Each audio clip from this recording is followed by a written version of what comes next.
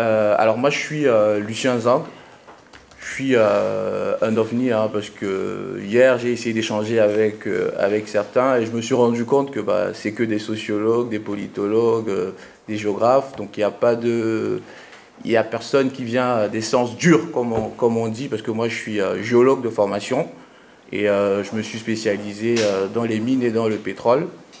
Et dans le cadre de ma thèse, j'ai travaillé sur tout ce qui est problèmes socio-environnementaux liés à l'industrie minière en Afrique centrale.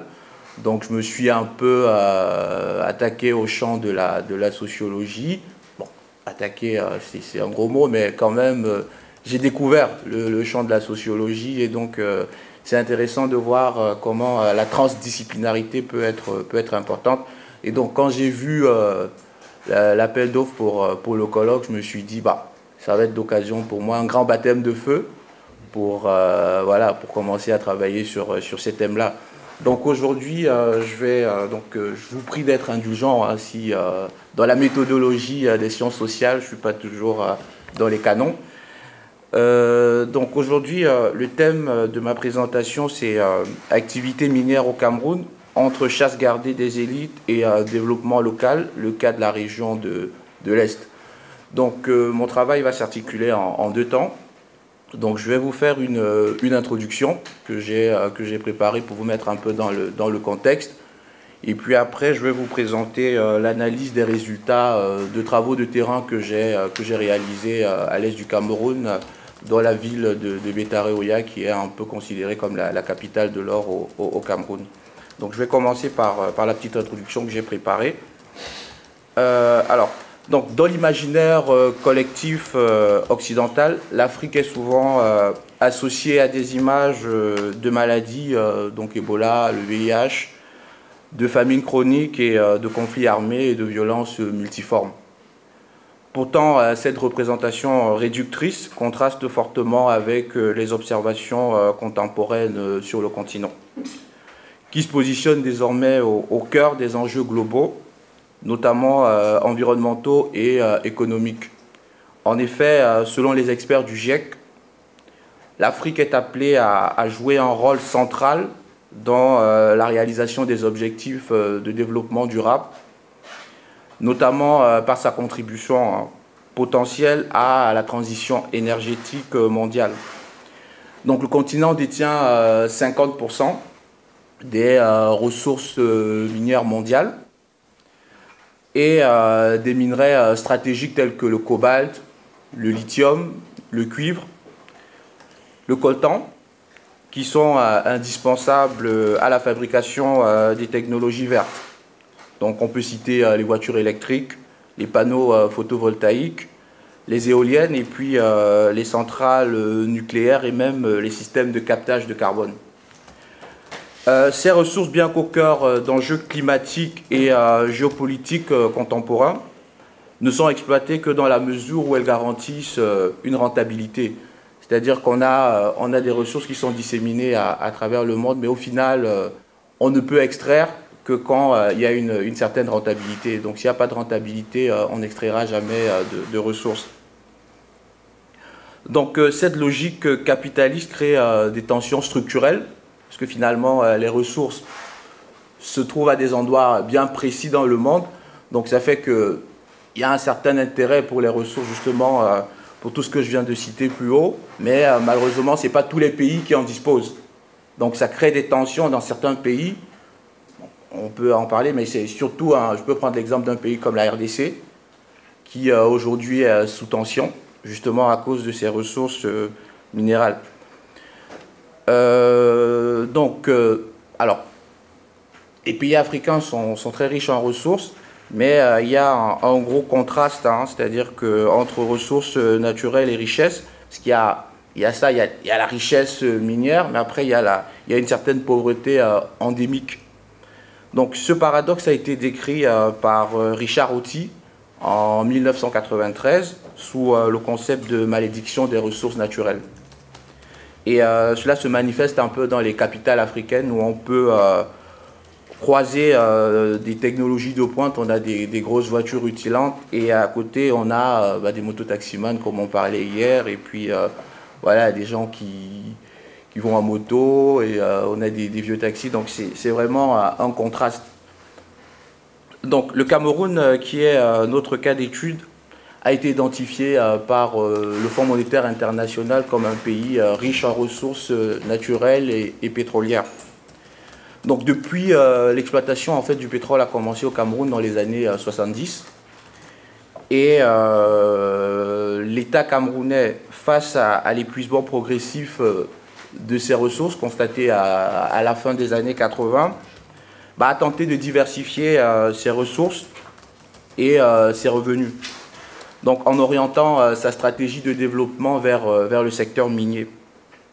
Toutefois, cette volonté de diversification s'est heurtée à de multiples obstacles, notamment une gouvernance opaque des ressources pétrolières, une corruption systémique et une concentration du pouvoir entre les mains d'une élite politico-administrative animée par ce que le philosophe Hubert Mononjana appelle le mapartisme. Donc on a une élite corrompue ambiante qui est animée uniquement par le lucre. Alors, donc malgré, parce que depuis, on va dire, le début des années 2000, il y a une série de discours du président de la République qui valorise le secteur minier et qui veut en faire un moteur de développement national. Mais les résultats sur le terrain demeurent marginaux. C'est-à-dire qu'aujourd'hui, le secteur minier représente à peine 1% du PIB. Donc, alors, comme je disais tout à l'heure, la répartition géographique des ressources est déterminée par des facteurs géologiques. Donc, on en trouve à des endroits bien précis.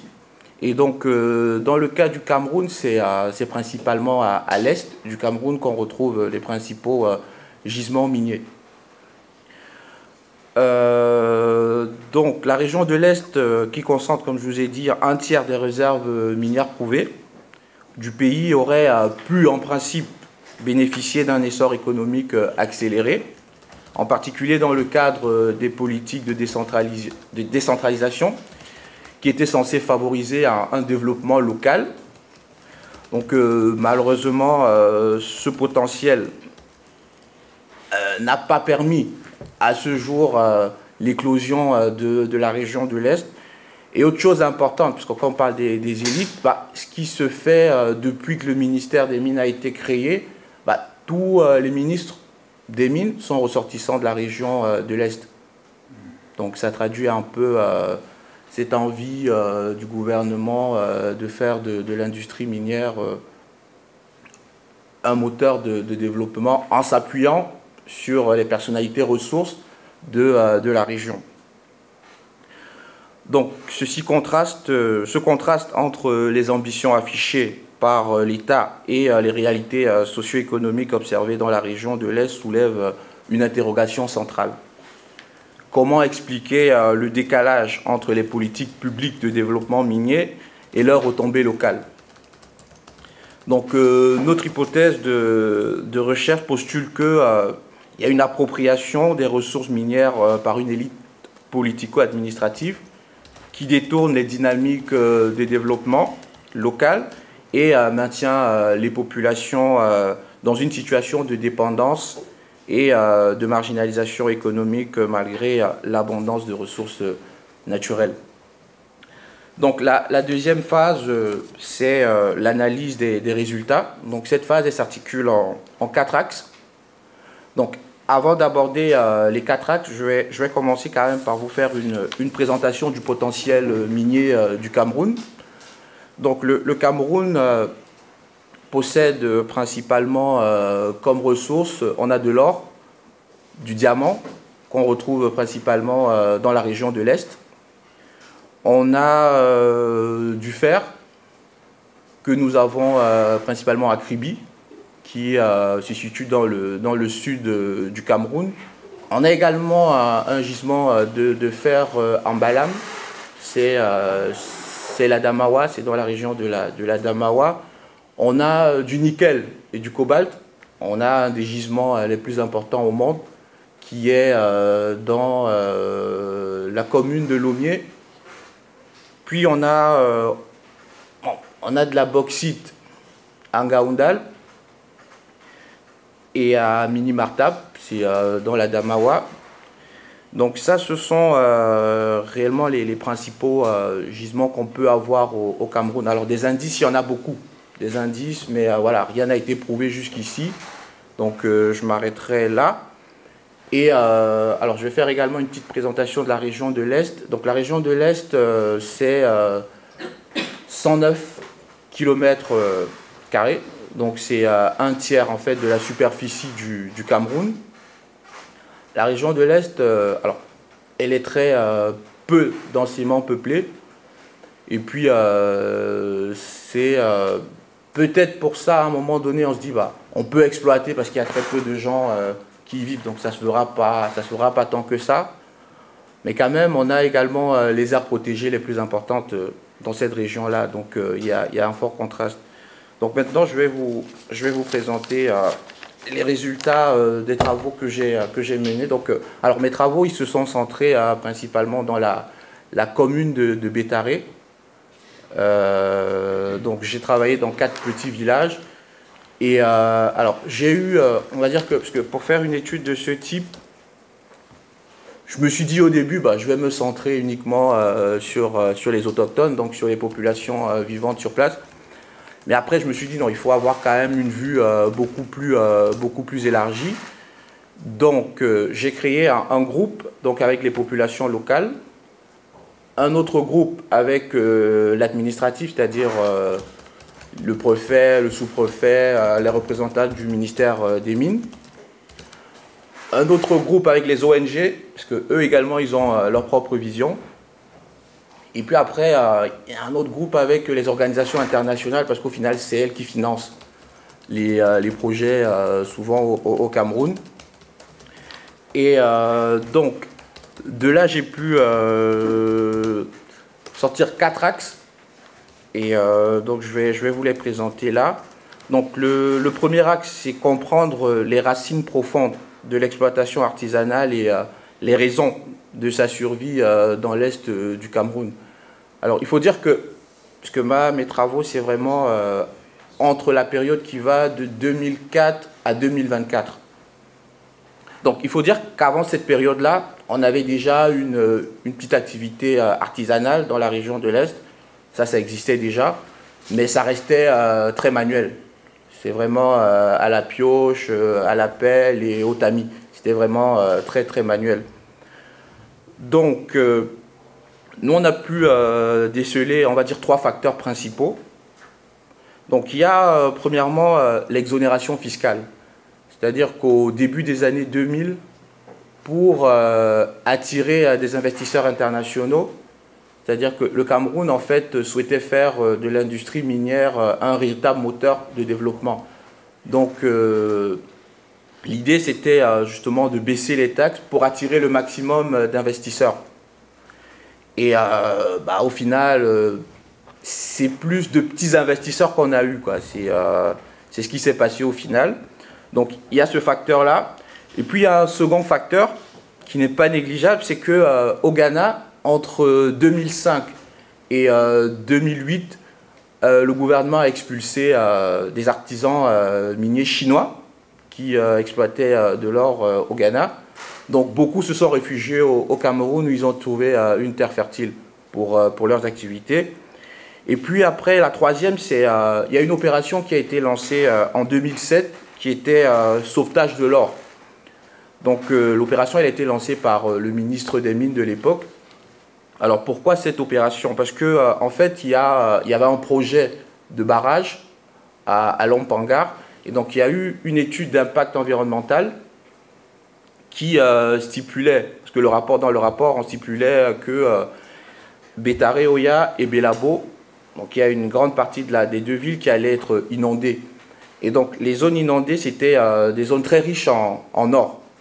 Donc on s'est dit, on ne va pas perdre tout cet or. Donc on va essayer d'extraire le maximum avant que le projet de barrage ne soit mis en eau. Donc ce qui s'est passé, il y a eu l'octroi de titres miniers à de nombreux entrepreneurs à ce moment-là.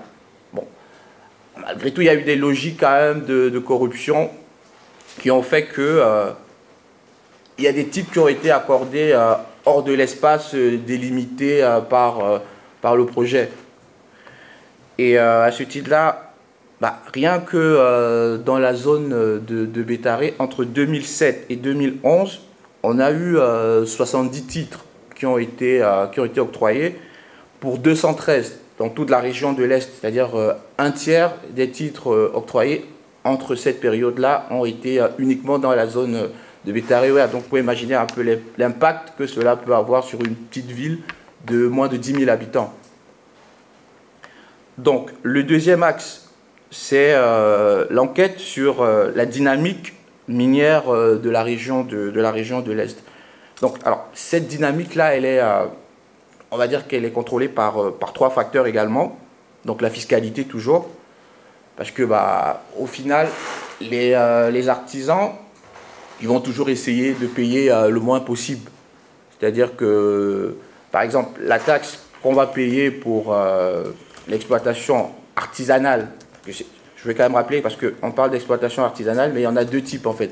Donc il y a l'exploitation artisanale stricto sensu, vraiment où on utilise que du matériel rudimentaire. Donc c'est des pioches comme j'ai dit, c'est des pelles et des tamis, parce que c'est le tamis en fait qui permet de séparer le minerai de la gangue. Et après on a une industrie artisanale, pardon, industrie non, une activité artisanale semi-mécanisée, donc qui fait appel à des machines.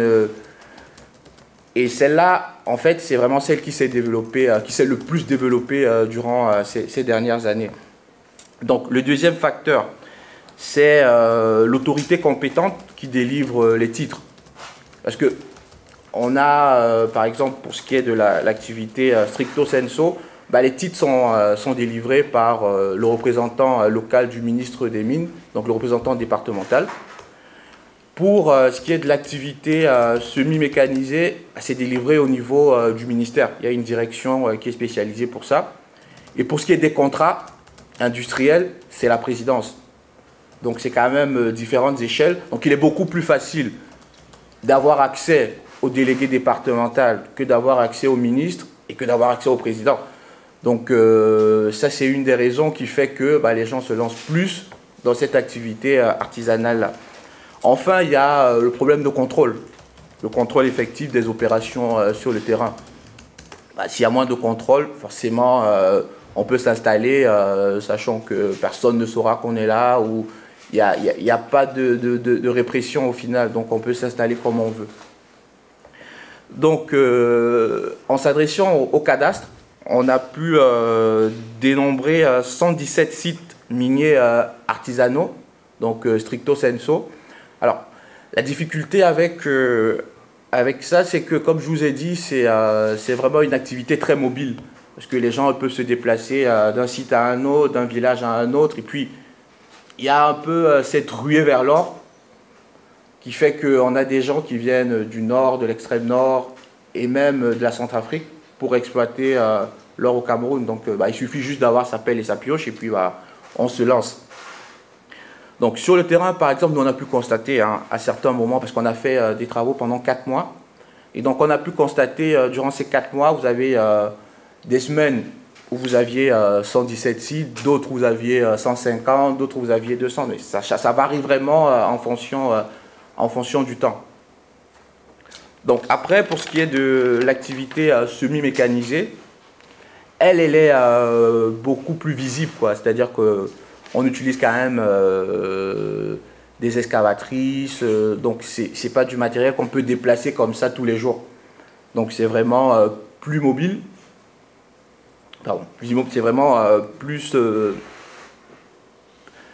situé à des endroits précis pendant de longues durées quand même. C'est-à-dire que c'est des activités où quand on s'installe, on y reste pendant au moins 6 mois, 1 an. Et donc, au cadastre, on a pu dénombrer 77 autorisations officielles pour 37 compagnies. sur une surface de 38 473 km², ce qui représente quand même un tiers de la superficie de toute la région de l'Est. Alors si j'avais pu faire la projection, vous aurez vu un peu comment c'est disséminé sur la map de la région de l'Est. Donc nous, avec nos enquêtes de terrain, on a révélé en fait l'existence de 133 chantiers et 98 compagnies. Donc ça fait quand même 62,24% d'informalité. Alors les enquêtes auprès des populations locales et des ONG laissent croire que cette informalité-là, ou ce secteur informel, serait à majorité détenu par ce qu'ils appellent l'élite locale, et puis également quelques responsables administratifs. Donc ceci nous amène au troisième axe, qui contrôle les mines artisanales et semi-mécanisées dans la région de l'Est. Alors pour ce qui est de la mine artisanale proprement dite, c'est vraiment, ce sont les habitants de la région qui s'y attellent. Hein. Il n'y a pas vraiment de personnes qui viennent de l'extérieur qui sont dans la mine artisanale stricto sensu. Par contre, un constat qu'on a pu faire, c'est que, parce qu'on a beaucoup de Chinois dans la zone, donc le constat qu'on a pu faire, c'est que dans ces permis artisanaux stricto sensu, on a des Chinois qui s'immiscent. C'est-à-dire que vous avez des gens qui ont un permis artisanal où on n'est pas censé avoir l'utilisation de machines, mais on a sur le terrain des Chinois qui s'immiscent et qui travaillent sur des titres artisanaux. Et donc ça crée des tensions, on en reparlera peut-être plus tard. Et puis, alors pour ce qui est de l'activité semi-mécanisée, là on a plutôt des joint ventures, donc des co-entreprises entre des Chinois et des Camerounais. Alors ça c'est peut-être dû au fait, et je pense que c'est dû au fait que le code minier exige que l'artisanat minier soit détenu uniquement par les Camerounais. Donc ça, c'est l'article 22, alinéa 1. Donc en fait, les étrangers n'ont pas accès aux titres miniers artisanaux. C'est vraiment que les Camerounais. Donc ça, c'était justement dans l'optique de développement local, en se disant, bah, si ce sont des Camerounais qui peuvent exploiter l'or dans leur village, bah, ça peut leur permettre de développer d'autres activités. C'est-à-dire qu'on peut, je ne sais pas si je pourrais prendre, mais c'est, par exemple, en Australie ou au Canada, c'est un peu comme ça. C'est vraiment, dans les petits villages, ce sont vraiment les populations locales qui soit ont des contrats avec des compagnies étrangères. Et ce qu'on fait, c'est que on associe toujours les populations de telle sorte à ce que tout le monde y trouve son compte. Et donc là, on est un peu dans ce contexte-là, mais malheureusement, ça ne se passe pas comme ça devrait être. Alors, donc, parce qu'en échangeant avec les populations qui vous disent à chaque fois, oui, mais ce sont les gens d'en haut. C'est pas nous, tout est décidé par les gens d'en haut. Quand vous allez vous plaindre, on vous dit, oui, mais il faut aller rencontrer, moi j'ai négocié directement avec le ministre, moi j'ai négocié directement avec tel directeur, j'ai négocié avec...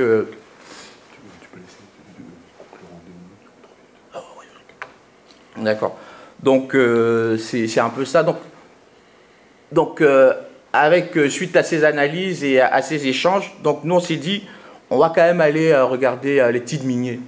Donc l'analyse nous a permis en fait des patronymes, nous a permis de constater que beaucoup de noms de hautes personnalités ressortaient.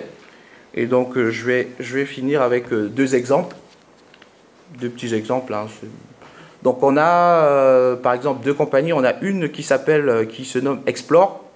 Alors elle est détenue par le fils d'un ancien député, réputé proche du régime et proche de la famille présidentielle. Donc c'est un député du Sud, la région du Sud. Et il se nomme, c'est M. Mbiam. Donc c'est son fils qui détient, en fait il a un permis d'exploration. Mais sur son permis d'exploration, on a des Chinois qui exploitent l'or, donc en toute violation des lois. Et puis le second cas, c'est celui de l'épouse d'un ancien ministre des Mines, c'est Madame Ndanga Dinga. Donc elle détient une compagnie qui s'appelle God Label Mining et elle exploite l'or dans la région de Bétaré. Mais autre chose qui est quand même importante à citer, c'est que cette dame elle a été citée dans les Pandora Papers parce qu'elle avait des parts dans une compagnie minière australienne qui a eu un contrat d'exploration pendant que son mari était ministre des Mines. Donc il y a là un véritable délit d'initié. Et donc je vais terminer par là. J'aurais pu rajouter juste, on a constaté quand même également un grand désengagement de l'État, puisqu'il n'y a pas de contrôle véritable. Parce qu'on se demande, on se dit quand même, on veut faire de l'activité minière le moteur de développement de notre pays, mais on a l'impression qu'on n'investit pas assez. Donc ça peut être un champ de... On pourra en discuter aussi. Ah ouais, on pourra en discuter. Donc pour moi, c'est un champ de recherche qui reste ouvert. Donc je vous remercie pour votre attention.